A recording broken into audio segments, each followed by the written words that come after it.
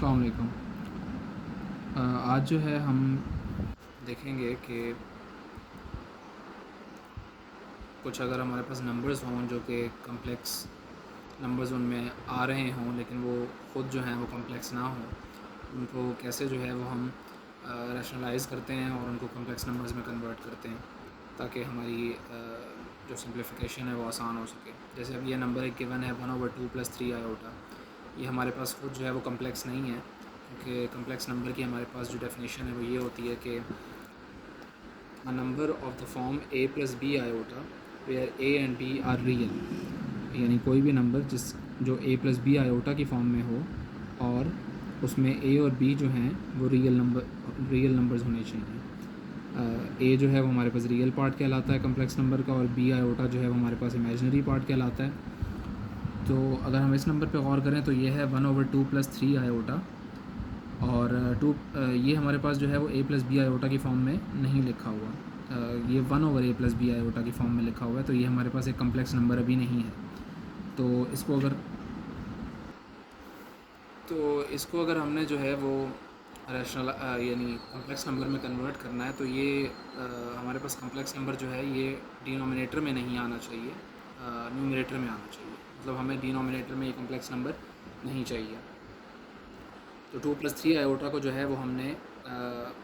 Denominator से ख़त्म करना है, मतलब कम्प्लेक्स फॉर्म जो इसकी है डिनोमिनेटर में इसको ख़त्म करना है।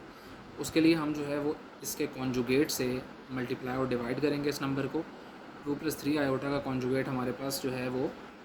2 - 3 आयोटा होता है।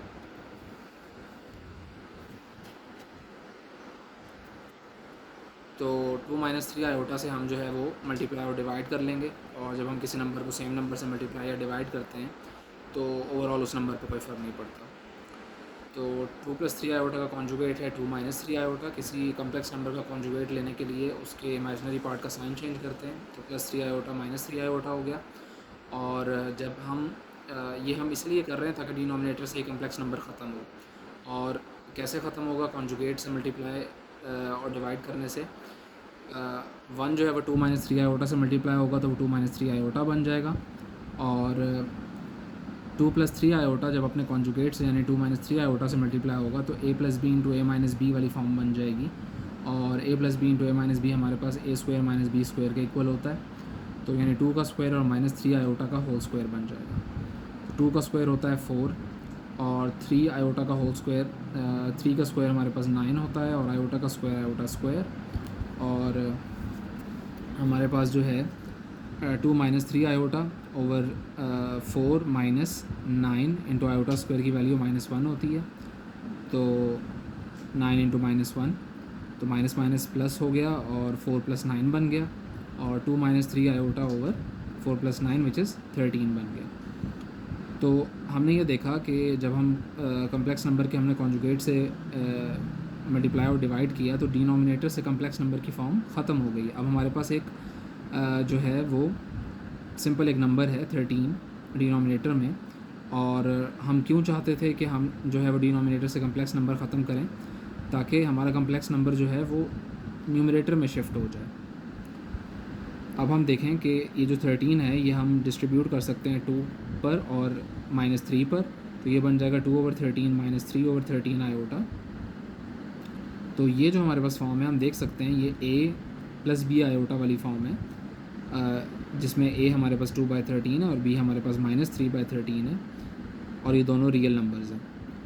तो ये सारा जो प्रोसेस था कॉन्जुगेट नंबर से मल्टीप्लाई करने का, ये इसको हम कहते हैं रैशनलाइजेशन, और ये इसीलिए की जाती है ताकि ऐसे नंबर्स जो कम्प्लेक्स नंबर्स रखते तो हैं अपने अंदर लेकिन वो ख़ुद कम्प्लेक्स नहीं हैं, उनको हम चेंज कर सकें कम्प्लेक्स नंबर्स में। तो अगर हम सपोज़ जो है डिनोमिनेटर को 2 + 3 आयोटा जो था उसको हम 2 - 3 आयोटा के बजाय 2 + 3 आयोटा से ही मल्टीप्लाई कर देते, तो फिर हमारे पास जो है वो ये होता कि 2 + 3 आयोटा जो है उसका स्क्वायर हो जाता, और a + b का होल स्क्वायर का फार्मूला जब हम एक्सपैंड करते तो वो होता है a² + b² + 2ab। a यहाँ पे 2 है, b यहाँ पे 3 आयोटा है, तो ये बनता 4 + 9 आयोटा स्क्वायर + 12 आयोटा और आयोटा स्क्वायर की वैल्यू -1 पुट करने के बाद और सिंप्लीफिकेशन के बाद ये बनता -5 + 12 आयोटा, जो कि फिर एक कम्प्लेक्स नंबर बन जाता। तो डिनोमिनेटर में 2 + 3 आयोटा का 2 + 3 आयोटा से ही मल्टीप्लाई हो रहा होता, तो वो फिर से कम्प्लेक्स नंबर आ जाता डिनोमिनेटर में, और वो हमें नहीं चाहिए था। हमें उस कम्प्लेक्स नंबर को रियल फॉर्म में कन्वर्ट करने की, एक रियल नंबर की फॉर्म में कन्वर्ट करने की ज़रूरत थी, ताकि हमारा कम्प्लेक्स नंबर न्यूमरेटर में आए और डिनोमिनेटर के ऊपर वो डिस्ट्रीब्यूट हो और हमारे पास कम्प्लेक्स नंबर की फॉर्म बने। फिर एक और हमारे पास फॉर्म होती है नंबर्स की,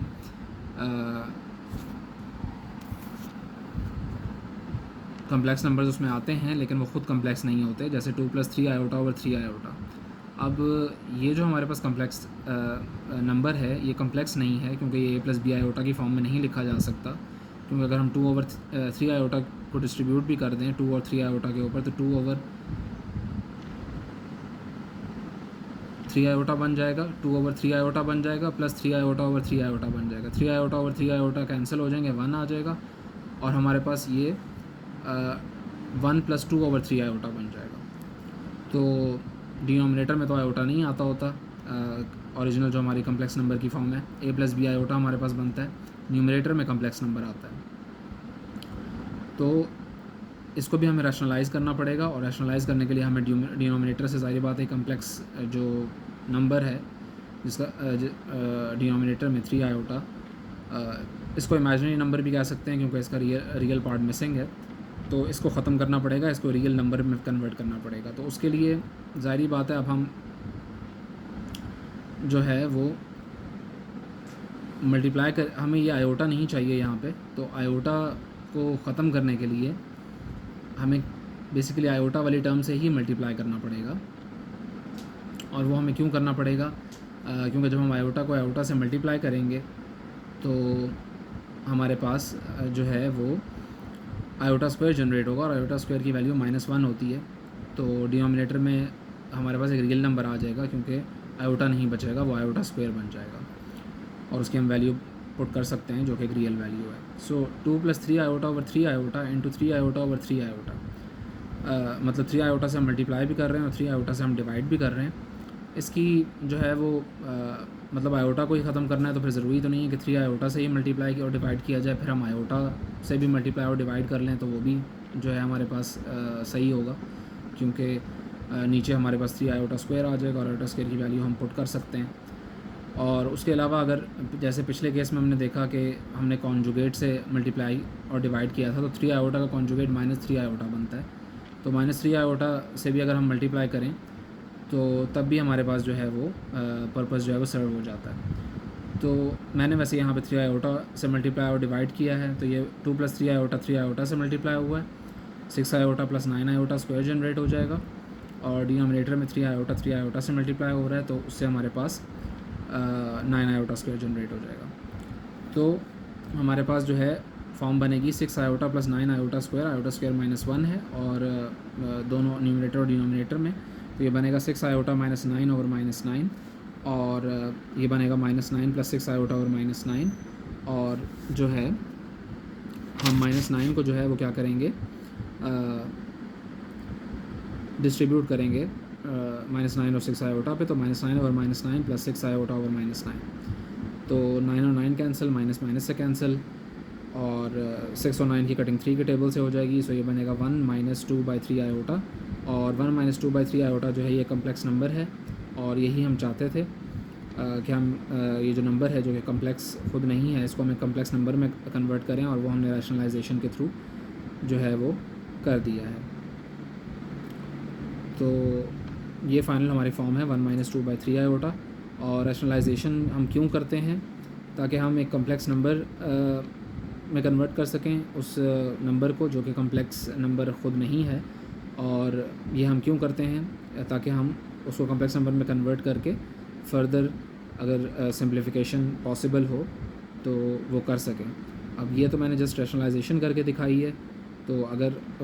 एक फुल फ्लेज क्वेश्चन सॉल्व किया जाए जिसमें मल्टीपल इस तरह के नंबर्स आ रहे हों जिनको रैशनलाइज़ करने की ज़रूरत पड़े, तो हम ये देख सकते हैं कि उनको रैशनलाइज़ करने के बाद, क्योंकि जब वो रियल और इमेजिनरी पार्ट्स में कन्वर्ट हो जाएंगे दो नंबर्स, तो सिंप्लीफिकेशन में आसानी होती है, मतलब